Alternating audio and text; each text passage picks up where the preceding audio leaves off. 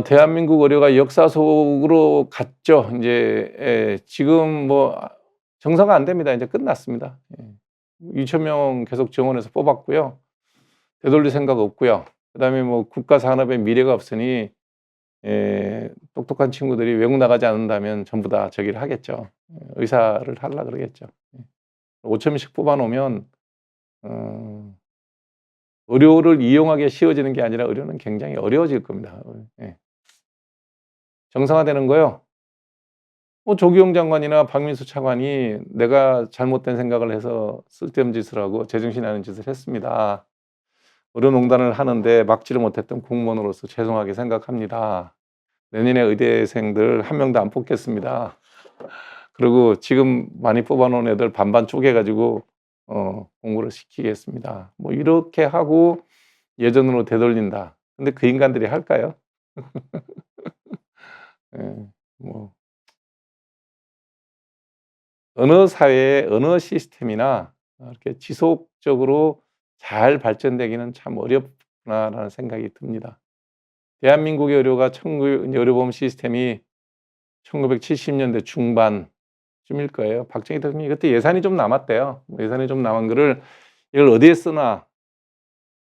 그때 한참 뭐 중화학공업 육성하고 뭐 이럴 때인데 박 대통령이 무슨 생각을 했는지 여러 가지 얘기가 있는데 북한이랑 비교해서 북한은 사회주의 이러니까 돈이 없어서 죽는 사람은 없다. 병원 못 가보고 죽는 사람은 없다. 뭐 이런 얘기를 들으면서 그랬는지 어찌 됐든 남는 예산을 어디에 쓸 건지를 한번 생각해 봐라 그랬을 때 이제 김종인 박사가 독일식 의료보험 제도를 얘기를 했고 박 대통령이 그 당시 김학념인가 그 경제기원 장관이 뭔가를 새로운 프로젝트를 하자 그랬을 때 옛날 같았으면 박정희 대통령이 이제 당연히 경제기획원 얘기를 들어야 되는데 김종인 박사 얘기를 듣고 의료보험 뭐 임자가 한번 준비해 보소 이렇게 해서 이제 시작된 게 1970년, 76년인가 그래요.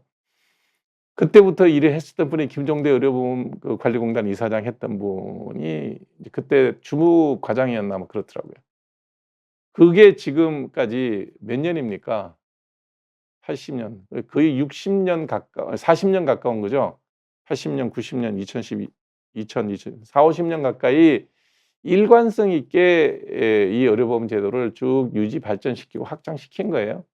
김대중 대통령 때 마지막으로 도장 찍었던 게 전국민 의료보험을 통폐합한 거예요. 민간 이게 국가 이게 공무원, 대기업, 군인, 일반 지역 의료보험을 몽땅 합쳐서 지금은 통합해서 가는 거예요. 손볼 게 있죠. 예. 바이탈과의 의료보험 수가 때문에 바이탈과에 좋은 사람들이 안 가는 거 이게 문제니까 바이탈과 의료 수가 올리는 방법을 연구를 했어야지 그러면. 그러면 되죠. 방법이 여러 가지가 있어요. 예. 돈 뭐 의료보험료 크게 더 걷지 않아도 지금 갖고 있는 재원을 어떻게 분배할 거냐만 결정을 하면 바이탈과의 사람들이 얼마든지 또 재미있게 일할 수 있는 그 유인책을 만들어낼 수가 있어요. 제가 우스갯소리로 얘기하잖아요. 제가 보건복지부 장관하면 일주일이면 해결한다고. 저한테 정권을 주고 일주일만 주면 일주일이면 다 해결돼요. 어려운 문제가 아니라고요. 다 아는 사람들은 쉬운 건데 사악한 생각을 가진 사람, 의사수를 늘리자는 주장을 통해서 국회에 가는 김윤호 형 같은 사람, 대통령이 시키면 뭐 뭐든지 앞도 뒤도 안 가리고 앉아서 농단을 하는 앞장서는 장관들, 그 밑에서 앉아서 사회주의에 무리먹어서 의료를 독일식으로 영국식으로 이렇게 의료 사회주의를 꿈꾸는 박민수 차관 같은 사람들. 그다음에 이 일의 결과는 결국은 또 몇십 년 지나면 영국식으로 의료 민영화가 벌어질 겁니다. 그런 걸 추구하고 있는 한덕수 전 총리, 유시민 장관이 보건복지부 장관할 때 한덕수 총리가 의료 민영화 얘기 잠깐 했었다 그러더라고요. 이런저런 사람들이 다 각자의 생각들이 사적 이익을 앞세운 사람들이 하는 얘기들이에요. 그러니까 인제 그 트렌드로 가게 되겠죠. 일단 의사 수가 많아져서 배 아파하는 사람들이 있었는데 의사들이 뭐 이렇게 경제적으로 좀 더 혜택을 누리는 거에서 배 아파하는 사람들이 아파하는 배는 고쳐질 겁니다. 환자는 불편할 겁니다. 어쩔 수 없어요. 이게 다수결이고 민주주의는 다수결로 결정하는 거예요. 정상화 불가능할 겁니다.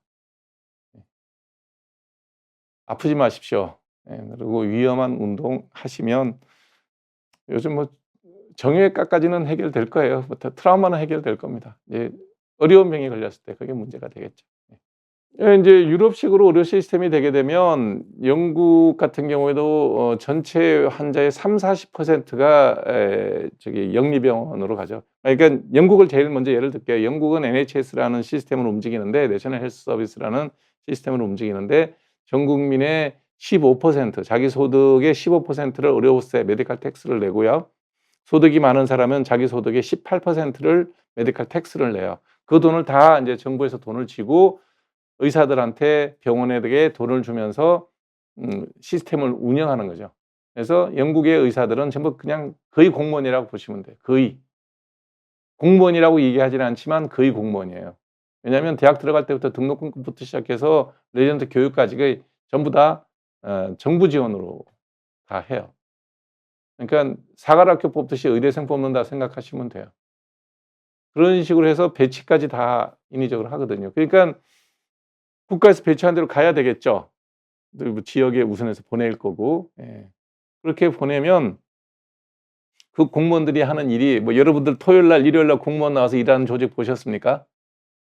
어느 나라나 공무원은 노는 날 노는 사람들이 공무원이에요. 그 공무꾼들이 하는 역할이 그렇잖아요. 노는 날 노는 거예요. 예. 자기들 더 놀고 싶으면 샌드위치대에 끼어서 놀자라고 말하는 사람들이 공무꾼들이 하는 짓이잖아요. 다 놀거든. 그래서 영국의 모든 의사들은 빨간 날 다 놀아요. 그 휴가 1 년에 2 달이야. 공무원이니까 많이 놀면 좋잖아요. 월급은 똑같은데 환자는 적게 볼수록 좋고 환자 많이 보면 입이 아프고 스트레스만 많잖아요. 다 예약 진료예요. 예약을 하면 네. 5 명, 6 명, 10명 넘어가면 "아 예약 그만 받아." 그러는 거예요. 뭐 어쩔 거예요. 공무원이 예약 그만 받으라는데. 그만 받죠. 그러니 기다리는 거예요. 하염없이 그냥. 예. 감기 걸려서 예약되고 그때쯤 1 주일이면 낫는데 감기 약 먹으면 1 주일, 약 안 먹으면 7 일. 아픈 시간 다 정해져 있잖아요. 그러고 나면 안 가죠. 예.